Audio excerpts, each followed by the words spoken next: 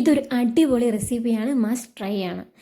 പച്ചക്കടല എടുത്തിട്ടുണ്ട് 1.5 cup. 1.5 cup പച്ചക്കടല നമ്മൾ സാധാരണ ഷോപ്പിൽ നിന്നൊക്കെ വാങ്ങിക്കുന്ന നിലക്കടലയില്ലേ, വറക്കാത്ത നിലക്കടല, ആ നിലക്കടല തന്നെ. 1.5 കപ്പ് നിലക്കടലയ്ക്ക് ഞാൻ ആവശ്യത്തിന് മഞ്ഞൾപ്പൊടി ഇട്ടിട്ടുണ്ട്. അതുപോലെ തന്നെ കാശ്മീരി മുളക് പൊടി 1 ടേബിൾ സ്പൂൺ ഇട്ടിട്ടുണ്ട്. 1/2 ടേബിൾ സ്പൂൺ സാദാ മുളക് പൊടി. അതിൻ്റെ കൂടെ തന്നെ കായപ്പൊടി മസ്റ്റാണ്. കായപ്പൊടിന് ശരിക്കും ഇതിന് ഫ്ലേവർ നൽകുന്നുണ്ട്. അതുപോലെ തന്നെ പെരിഞ്ജീരകത്തിൻ്റെ പൊടി 1 ടേബിൾ സ്പൂൺ ഇട്ടിട്ടുണ്ട്. ഈ പെരിഞ്ജീരകവും കായപ്പൊടിയുമാണ് ശരിക്കും ഈ കടല ഒരു റോസ്റ്റഡായി കഴിയുമ്പോൾ നമുക്ക് ആ ഒരു ഫ്ലേവർ കിട്ടുന്നത്. അതിൻ്റെ കൂടെ ഉപ്പ് നീര് ഒഴിച്ചിട്ടുണ്ട്.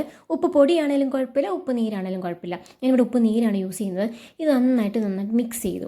അതിൻ്റെ കൂട്ടത്തിൽ വേണ്ട രണ്ട് പൊടിയേറ്റുമാണ് വേണ്ടത്. ഒന്ന് കടലമാവാണ് വേണ്ടത്, കടലമാവും പിന്നെ വേണ്ടത് അരിപ്പൊടി. നമ്മുടെ ഈ ഇടിയപ്പപ്പൊടിയില്ലേ, ഇടിയപ്പപ്പൊടി തന്നെ. അപ്പം ഒരു 1/2 കപ്പ് കടലമാവ് എടുത്തിട്ടുണ്ട്. 1/2 കപ്പ് കടലമാവിന് ഒരു 3 തൊട്ട് 4 ടേബിൾ സ്പൂൺ അരിപ്പൊടി എടുത്തിട്ടുണ്ട്. ഈ അരിപ്പൊടിയും കടലമാവും ഇച്ചിരി വെള്ളം ഒഴിച്ച് നന്നായിട്ട് കുഴച്ചിട്ടുണ്ടെന്ന് പറയുമ്പം ഇതൊരു തീർത്ത് ലൂസല്ല, ഒരു തീർത്ത് ഹാർഡല്ല. ഈ ഒരു കൺസിസ്റ്റൻസി വേണം. നമുക്ക് കണ്ടാൽ തോന്നും ഭയങ്കര ഹാർഡാണ്, പക്ഷേ അല്ല കേട്ടോ. ഇതൊരു 10 മിനിറ്റ് സോക്ക് ചെയ്ത് കഴിയുമ്പോഴത്തേനും സെറ്റായിക്കോളും. അടച്ചു വെച്ചിട്ടുണ്ട്. ഒരു 5 മിനിറ്റ് ധാരാളം. 5-10 മിനിറ്റ് കഴിയുമ്പോഴത്തേനും എടുത്ത് കഴിയുമ്പോഴത്തേനും ഈ ഒരു ഫോമിൽ കിട്ടും. ഇത് നമുക്ക് എണ്ണയ്ക്കകത്തോട്ട് കൈ കൊണ്ട് നമുക്ക് എണ്ണയ്ക്കകത്തോട്ട് മാറ്റി ഇട്ടാൽ മതിയല്ലോ. ഈ ഒരു കൺസിസ്റ്റൻസി തന്നെ ഇരുന്നോട്ട്, തീർത്ത് ലൂസാവരുത്.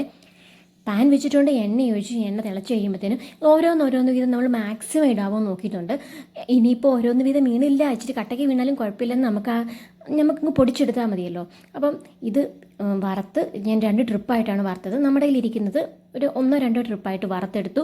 ഇതിൻ്റെ കൂടെ വേണ്ടത് എന്താണെന്നറിയാമോ, നല്ല ഫ്ലേവർ അങ്ങോട്ട് കിട്ടാൻ വേണ്ടി നല്ല വെളുത്തുള്ളി ചതച്ചതും പിന്നെ കരിയാപ്പിലയും, ഇത് രണ്ടും കൂടെ നന്നായിട്ട് മൂപ്പിച്ച് ഇതിൻ്റെ കൂടെ അങ്ങോട്ട് ചേർത്ത് ഗാർണിഷ് ചെയ്തു. ശരിക്കും ഇത് അങ്ങോട്ടോട്ട് ഒരു ടിന്നിനകത്തിട്ട് അടച്ചു വെച്ചാലുണ്ടല്ലോ, ഒന്നും പറയണ്ട, ഒരു ബോക്സ് പെട്ടെന്ന് തീർന്നു. അത്രയ്ക്ക് ടേസ്റ്റാണ്. നിങ്ങളുടെ ടൈം ഒട്ടും വേസ്റ്റ് ആവില്ല, ഞാൻ ഗ്യാരൻറ്റിയാണ്. അത്രയ്ക്ക് ടേസ്റ്റാണ്, അതുപോലെ തന്നെ ക്രിസ്പിയാണ്. അടിപൊളി റെസിപ്പിയാണ്.